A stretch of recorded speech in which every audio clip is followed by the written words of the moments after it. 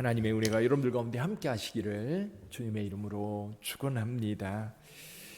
여러분, 하나님의 심판은요 철저합니다.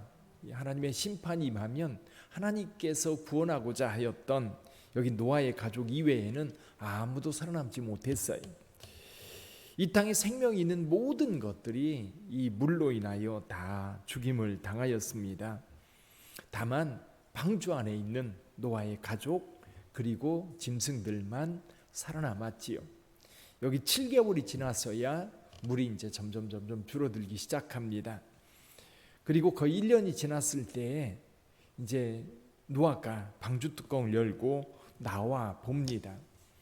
근데 아직도 물이 마르지 않은 상태여서 오늘 여기 둘째 14절에 보면 둘째 달 21의 날에 땅이 말랐더라 라는 말씀이 있어요.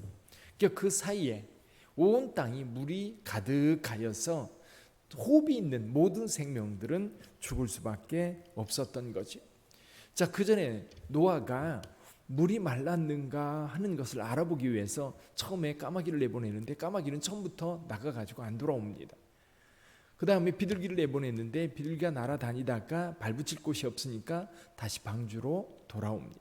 일주일 뒤에 내보냈더니 이 새싹, 감람나무 새싹의 잎을 물고 온 거예요. 이 감람나무 새싹을 물고 왔다는 얘기는 땅이 이제 다 마르고 이 식물들이 이제 다시 움돋아서 일어나고 있다라고 하는 것을 상징적으로 보여주죠. 일주일 뒤에 다시 비둘기를 내보냈더니 비둘기가 다시 돌아오지 않습니다. 그러니까 이 땅이 이제 물이 말라서 물이 빠져서 이제 생물들이 살 수 있는 상황이 되었던 거지요. 그래서 601년 첫째 달, 곧 그 달 초 하룻날에 땅 위에 물이 거치고 그리고 한 달 넘게 더 지나서 물이 마른 다음에 하나님께서 노아와 방주에 있는 모든 생물들을 방주 밖으로 나오라 말씀하십니다. 15절에 보니까 하나님이 노아에게 말씀하여 이르시되, 말씀을 하셨어요. 다 마르고 상황이 이제 정리가 된 다음에 나오라고 명하니까 노아와 그 가족들 그리고 모든 동물들이 방주에서 나옵니다.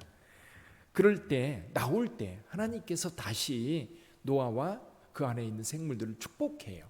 여기 17절 한번 읽어볼까요? 17절, 너와 함께한 모든 혈육 있는 생물 곧 새와 가축과 땅에 기는 모든 것을 다 이끌어내라. 이것들이 땅에서 생육하고 땅에서 번성하리라 하시매. 그럼 처음 하나님께서 창조하셨을 때에도 이 생물들을 향해서 똑같이 말씀하셨어요. 땅에 번성하고 충만하라고 말씀하셨었는데 이 처음 창조하셨을 때의 상황으로 다시 돌아간 거예요. 그러니까 홍수 이후에는 새로운 시대가 열린 겁니다. 새로운 시대가 열려서 이 새로운 시대에 하나님께서 다시 이 사람들과 그리고 동물들 그리고 생물들을 축복하는 내용. 그래서 모든 동물들이 방주 밖으로 나와서 이제 각자 자기 삶을 살게 되었습니다. 노아가 방주에서 나와서 가장 먼저 한 일이 뭐죠? 하나님께 예배드린 일입니다. 20절에서 이렇게 말합니다. 노아가 여호와께 제단을 쌓고 모든 정결한 짐승과 모든 정결한 새 중에서 제물을 취하여 번제로 제단에 드렸더니, 우리 하나님께서 이 노아의 제사를 기쁘게 받으셨어요. 아벨의 제사를 받은 것처럼 기쁘게 받으셨습니다. 여기 보니까 이렇게 말씀하셔요. 여호와께서 그 향기를 받으시고, 그 중심에 이제 하나님께서 하나님의 결심을 여기서 말씀해 주셔요. 다시는 이와 같이 이 세상을 심판하지 않겠다. 이유에 대해서 이렇게 설명하십니다. 이 사람의 마음이 계획하는 바가 어려서부터 악함이라. 본래 악하다. 그러니까 아담 이후에 우리 안에는 죄성이 있어요. 그래서 이 죄성은 늘 죄를 짓게 되어 있어요. 그러다 보니까 하나님께서 이 죄, 항상 어려서부터 그 마음에 선택하는 것이 악을 선택하는 인간 때문에 이 세상 모두를 심판하지 않겠다. 이제는 인간만 심판당할 거예요. 자, 그래서 하나님께서 다시는 멸하지 않겠다라고 다짐을 하시는데 그 다음에 여기 22절을 한번 읽어보죠. 22절 같이 읽어봅니다. 땅이 있을 동안에는 심음과 거둠과 추위와 더위와 여름과 겨울과 낮과 밤이 쉬지 아니하리라. 아멘. 그러니까 홍수 이전의 상황과 홍수 이후의 상황은 우리가 명확하게 뭐가 달라졌다라고 말하기는 그렇지만 굉장히 많이 달라져요. 그 중에 한 가지가 뭐예요? 사람의 수명이 달라져요. 전에는 600년, 800년, 900년 살았는데 노아의 홍수 이후에는 120년 이하로 완전히 줄어듭니다. 요즘에 120년을 산다는 이야기가 요즘에 나오고 있어요. 그렇죠? 이 보험하시는 분들 100세, 이제는 100세를 넘어서 이제 120세 뭐 이렇게 수명이 연장되고 있는 상황인데, 사실 인간의 죄성이 이렇게 노아의 홍수 이전의 상황과 홍수 이후의 상황으로 완전히 바꿔놓았다. 저는 오늘 본문의 말씀을 통해서 이런 말씀을 드리고 싶어요. 이제 홍수로 인한 심판의 시대가 끝났어요. 그렇죠? 심판의 시대가 끝나고 새로운 세상이 열렸습니다. 노아의 가족을 중심으로 이제 새로운 세상이 열렸는데, 이 새로운 세상을 은혜의 시대입니다. 여러분, 그 전에는 하나님께서 늘 불편하셨어요. 사람 지으셨음을 불편하셨어요. 그래서 사람 지으셨음 그 자체를 후회하기도 하시고, 또 사람들의 그 완악함과 그 죄악들을 볼 때마다 하나님은 너무 불편하셨다는 거예요. 그런데 이제 하나님도 이 노아와 그 가족들, 그리고 거기에 살아남은 생물들을 축복하시면서 새로운 시대, 은혜의 시대를 열었던 겁니다. 이 방주를 통해 살아남은 자들에게 주어진 이 상황들, 은혜의 시대는 그럼 어떻게 살아야 되느냐라는 질문을 하게 됩니다. 은혜의 시대. 사도 바울은 이 고린도전서 6장 2절에서 말씀합니다. 지금이 바로 은혜의 때요, 지금이 바로 구원의 날이라고 그랬어요. 그래서 이 은혜의 때, 이 구원의 날, 더군다나 저와 여러분들은 예수님이 이 땅에 오셔서 우리를 위하여 모든 죄를 담당하시고 우리로 하나님의 자녀 삼으신 시대에 살고 있어요. 정말 은혜의 시대입니다. 그럼 이 은혜의 시대는 어떻게 살 것인가? 이 심판의 시대는 모든 사람들이 악을 행하면서 자기가 원하는 대로, 그렇죠? 자기 선택, 자기 원하는 것, 자기 욕망을 따라 살았던 시대라고 한다면, 은혜의 시대는 그렇게 살면 안 됩니다.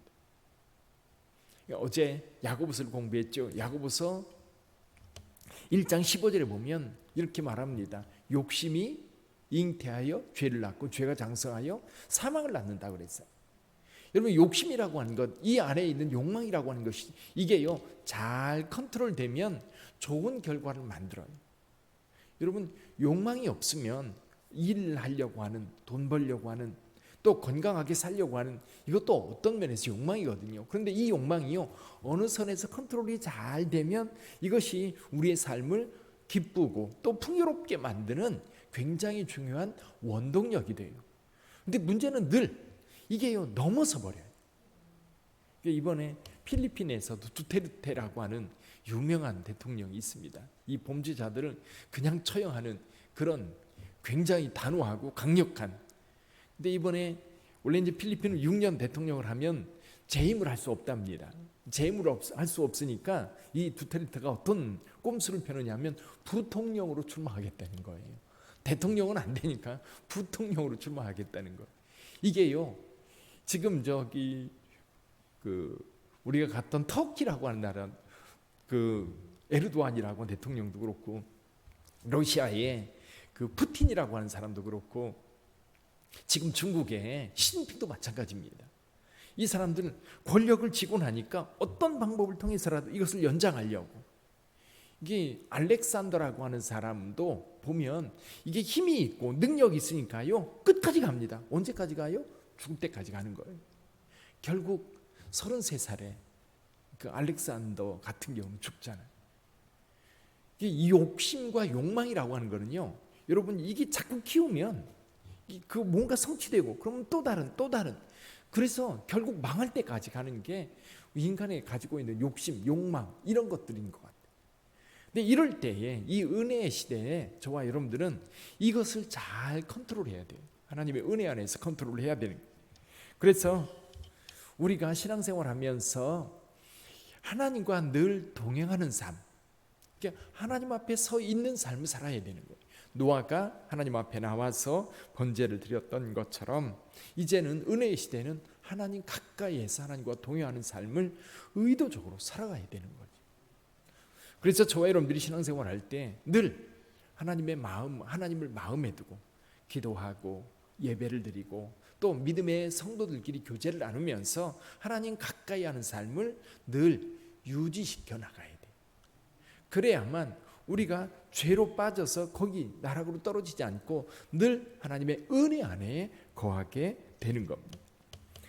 그리고 우리가 하는 목적은요, 내가 더 많이 벌어서 내 삶을 더욱 풍요롭게 만드는 것에 내 인생의 목적을 두는 것이 아니라, 여러분, 우리 인생의 목적은요, 하나님의 영광이에요. 하나님의 영광. 그래서 내가 작은 일을 해도 이 결과가 하나님의 영광으로 드러나는가 늘 물으면서 가면 은혜의 시대에 사는 저와 여러분들은 더 풍요롭고 더 평안하고, 그리고 미래 영원한 하나님의 나라에 대한 소망이 더 커지게 될 줄 믿습니다. 죄를 지으면서는요, 미래에 대한 소망이 커지지 않아요.